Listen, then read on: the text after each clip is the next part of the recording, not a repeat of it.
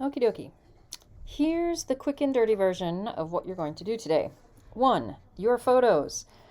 I have imported mine into Lightroom, and then once you have them in there, you can do some editing. You can also then make some copies, right? Let me turn these off. Copies so that you can have a color version and a black and white version. Think about the black and white version maybe having a little more clarity, because without that, there's maybe less contrast to play with, and you want some edges that will make good posterizing. So give that a shot. See what it looks like for some of the other ones. Maybe give yourself a couple of options, right? Maybe that one has some issues. You can also go in and like lighten things up in areas if you want to with the radial gradient. Don't worry too much about the background. We'll fix it later. And what else have we got? There's another one. So same, when you're dealing with the clarity is what's going to maybe give you some edges around some shadows and make the shadows a little sharper. Then once you have what you want, go ahead and export them. I'm going to export these two, right? And that way I can bring them both into Photoshop. And if I want to work with the color, I can. If I want to work with the black and white version, I can. This just gives me a couple other options. You may end up exporting more because you may want the second option later. Once you have the image, go ahead and open that in Photoshop, right? So again, file open in Photoshop. This is that image. The next thing that you need to do is do the posterizing. So you're going to layer, adjustment layer, and posterize. Now, I've already gone through this process, so let me show you what that looks like. When I pulled up the posterizing layer, it does this, and you either want 2 is not enough, right? 3 is not too bad, so 3 might be an option, but you may not have enough detail there. Oop, where's my 3? There's my 3. I want a little more detail, so 4 starts to give me the detail that I want. So that's what I settled on. You can also look at, it may just be easier, 242, no, 5. That's what 5 looks like. And I actually think 4 gives me better selections. So I'm going to just go with this. Once you have your 4 levels of gray that you're working with, or 5 or 3, depending, then we can think about what else we might want to do. Now, the next thing that I did was create a layer that is these two combined. And in order to do that, if you hold down Shift, Alt, Command, and E, it creates a single layer with everything that's below it. So that's what I would do, so that you have one here that's set. And then if you need to go back and try something else, you have this variation ready to go. Now you'll notice the other difference here is that I did this, and then I went in and I took a black paintbrush and I just painted in the rest of the stuff that I didn't think I needed. Now I also painted over where my shirt was. You can kind of see here, right, where my shoulder was doing its thing. I'm like, I don't need that, so I got rid of it. Turns out later I decided I needed it back again. So go figure. So there's that. Then we need to go in and colorize. So you're going to do the same thing. New adjustment layer, and we're going to do hue saturation. And this hue saturation, in order to actually make the color work, you need to have the this colorize button checked, and then you can do anything you want. So I have done that here. Get rid of that. This is my hue saturation. Now you can go back in and change this to pretty much anything you want. Double click on the little hue saturation. And again, colorize is checked. You can make it lighter or darker, whatever you need. You can do more or less saturation. Again, this is going to be based on maybe some of the color palette work that you're thinking about.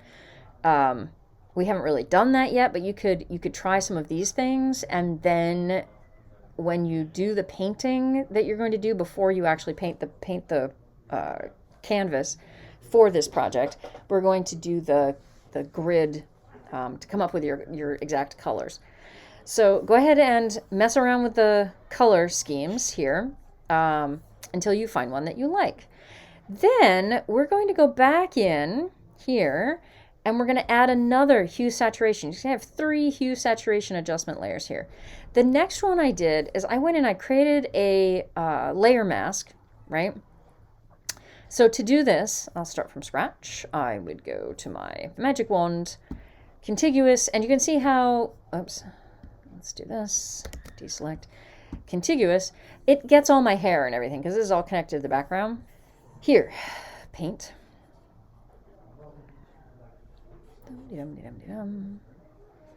Oh, messy, messy, messy. Be more precise than this. I'm in too much of a hurry.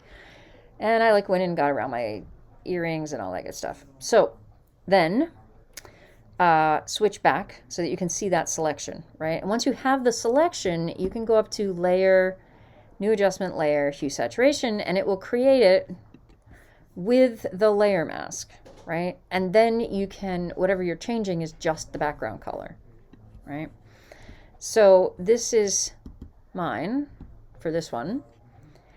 And you can see how I have made it lighter, because if I don't lighten it up, it stays black. So you have to make it lighter if you're starting from black. You may have to make it darker if you're starting from white, right? You'll have to knock that down a little bit.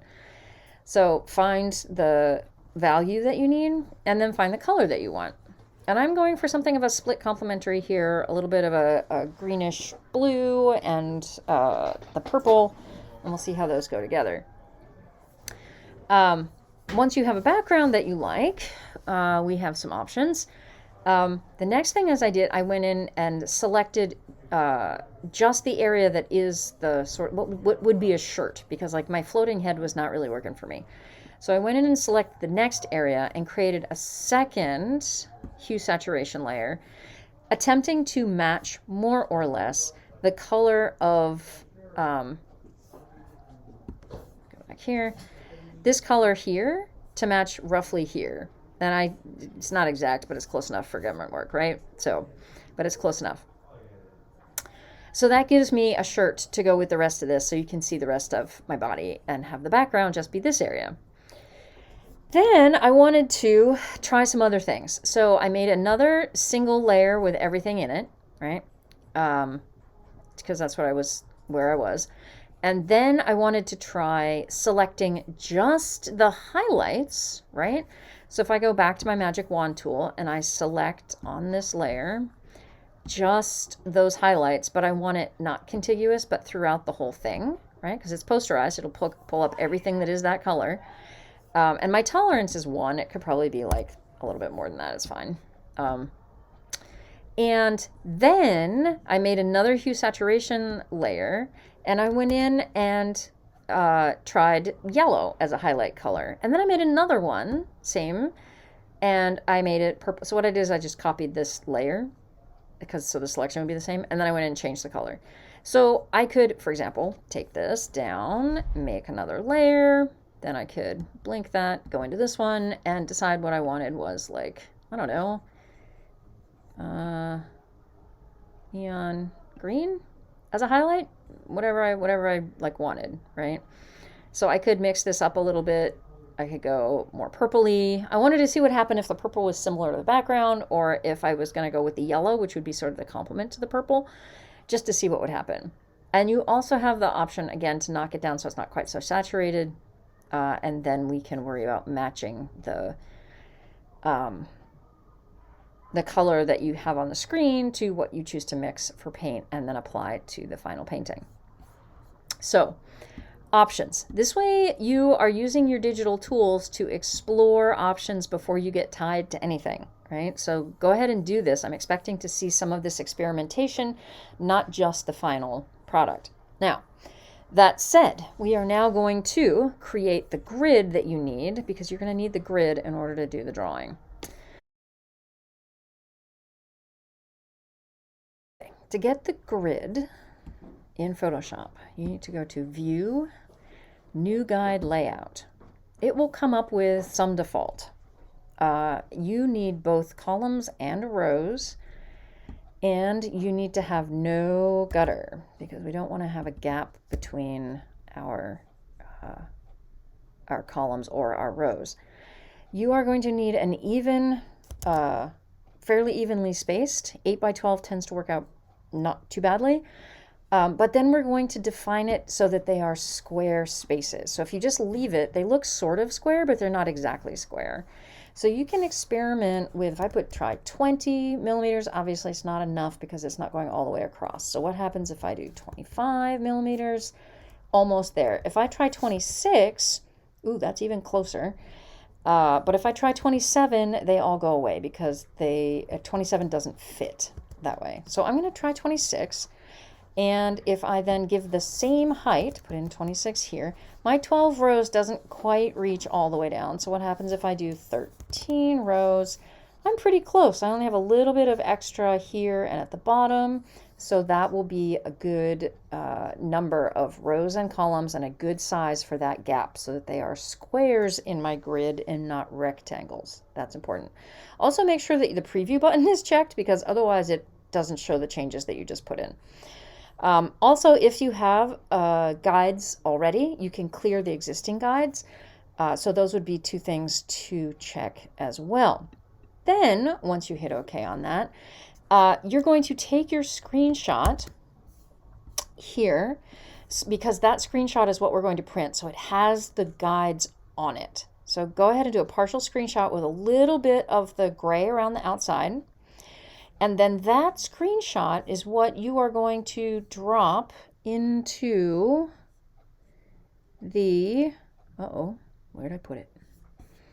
Into the folder, the folder linked on the Daily Planner, this one, 2D, or your Fine Arts 2, depending on what class you're in. Drop it into the folder linked here so that I can print it out for you.